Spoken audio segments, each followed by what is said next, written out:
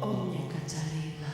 Περπατάω από γωνιά σε γωνιά μέχρι να έρθει εφημερίδα. Κατσαρίδα εφημερίδα. Διαβάζω το βήμα και τον ρίζοσπάστη. Τοποθέτηση προϊόντος. Ενίοτε εσπρέσο. Ψηλή σκάσε. Διαβάζω και εφημερίδα συντακτών. Έλα, εντάξει, μάζεψε το. Συγγνώμη.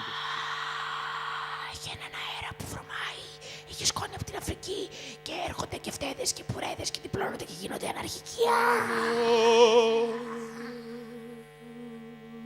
Τι γίνεται, τι γίνεται εδώ, ένα ταβάνι πολύ ψηλό.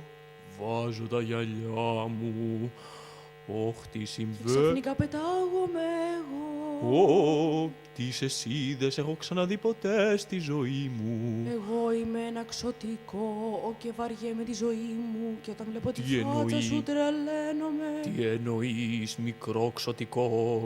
Μου τη δίνεις πολύ απλά, μου τη δίνεις. Δεν νομίζω να σου τη δίνω εγώ. Κι όμως μου τη δίνεις και μου σπάς τα νεύρα γιατί είσαι μαλάκας και παπάρι και δεν ξέρω πώς να το διαχειριστώ αυτό. Τι λες, τι πράγματα είναι αυτά, σου έχω να πει. Έχεις ψυχολογικά, πολλά ψυχολογικά. Κοίτα πως έγιναν τα χέρια μου από τα ψυχολογικά σου. Δεν νομίζω, αυτά που λες είναι βλακίες και συνάρτητα πράγματα. Μα πάντα λέω βλακίες και συνάρτητα πράγματα. Περίμενε, τώρα. έρχομαι. Έλα, τι θα μου κάνεις, θα μου κλάσεις. Θα σου κλάσω, η κλανιά μου όμως είναι αρωματική. Και θα Αλήθεια θέλω να τη μυρίσω, να το διαπιστώσω. Περίμενε να Είναι φάω όντως φασολάδα. αρωματική, φάει φασολάδα με καρότα. Με καρότα. Γιατί με καρότο κάνει πιο μεγάλο κρότο. Άκου να δεις τι έχω να σου πω, δεν έχω να σου πω τίποτα, γιατί θα κλάψω. Τι Τι τραγική ιστορία σου, μικρό μου ξωτικό.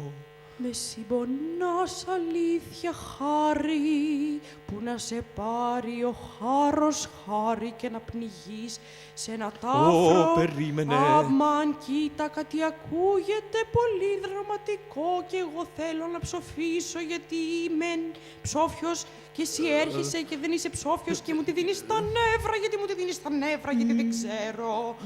Είναι τραγικό. Ηρέμησε, μικρό μου ξωτικό. Αλήθεια, συγγνώμη. Θα ηρεμήσω σύντομα, εμπεριστατωμένα, αλλά θα χτυπηθώ. Πάκου, μικρό μου ξωτικό. Όχι, αλήθεια, Άστο αυτό εδώ. Έλα κι εσύ εδώ και άκουσέ με. Θέλω να μου πεις Βρε, δεν πάω να μιλάς, εγώ δεν πάω να μιλάς. Ό,τι λες, Dr. The Hand. Θέλω να μου πεις ολόκληρη την ιστορία σου, ας κοιμηθώ. Χόψιτ, Λοιπόν, τι έγινε σήμερα το πρωί.